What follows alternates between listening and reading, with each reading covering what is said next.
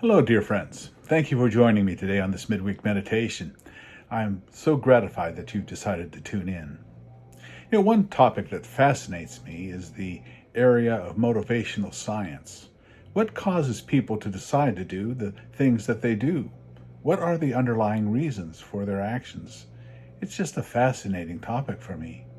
As a pastor, I operate on the assumption that everyone wants to connect to God in some way or form, and I suppose that's why you're watching this today.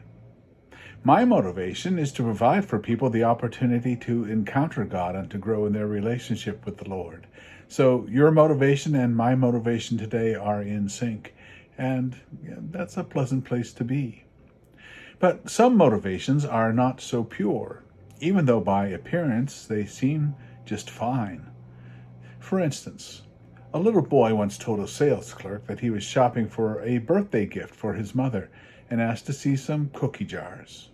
What a thoughtful little boy, don't you think? But listen, at a display showing a large selection, the youngster carefully inspected each cookie jar, lifting and replacing each lid. His face fell when he came to the last one, and then he asked the sales clerk, "Aren't there any lids that don't make noise?" Perhaps there was another motivation there than just giving his mother a gift. Clearly he was thinking about sneaking cookies from a silent cookie jar that would not give his pilfering away by a noisy lid. You see, you can't always assume the cause behind any action until you examine the motive of the heart. So while I commend your motivation for watching this video today, what about your motivation for the other things you do? Are those motivations just as pure as they seem? Are there hidden agendas behind some of the things you do or say? Have you seriously examined why you do what you do? Are your motives pure or are they self-serving? If you have considered this, are you honest with yourself about your motives?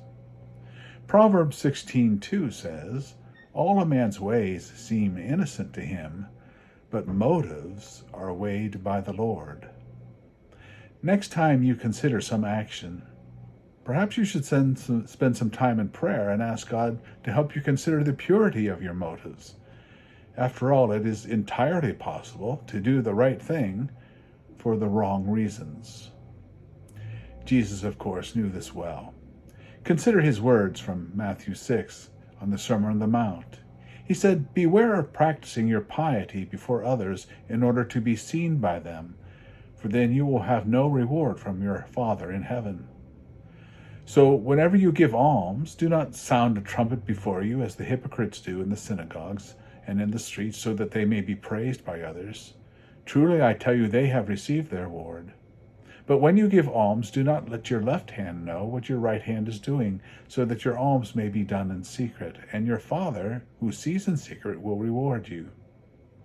And whenever you pray, do not be like the hypocrites, for they love to stand and pray in the synagogues and in the street corners, so that they may be seen by others. Truly I tell you, they have received their reward. But whenever you pray, go into your room and shut the door, and pray to your Father who is in secret, and your Father who sees in secret will reward you. Now, is giving to the poor a good thing? Well, of course, but not so much if your motive is to make yourself look good. Is prayer something you should do? Oh, absolutely. But if the motive of your prayer is to show others how holy you are, well, they may be impressed, but God will not be listening. Is Jesus saying that every gift to the poor must be secret? Must every prayer be clandestine? Well, no, of course not.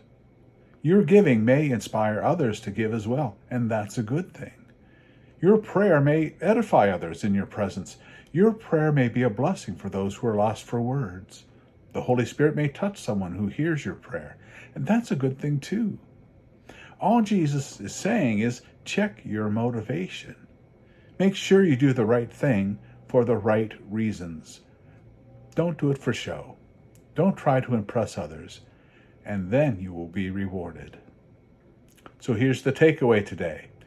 Don't just consider what you do, consider the motivation as well. It's not enough to do the right thing. You need to do it for the right reason. Don't kid yourself. God knows your motives for your choices. Do you? Don't lie to yourself about your reasons for what you do. Believe me, God is fully aware. So if you really want to feel blessed, do the right thing for the right reasons. For when that happens, you will feel the smile of God upon you. Thank you for joining me today. I hope to see you again soon. Until then, take care.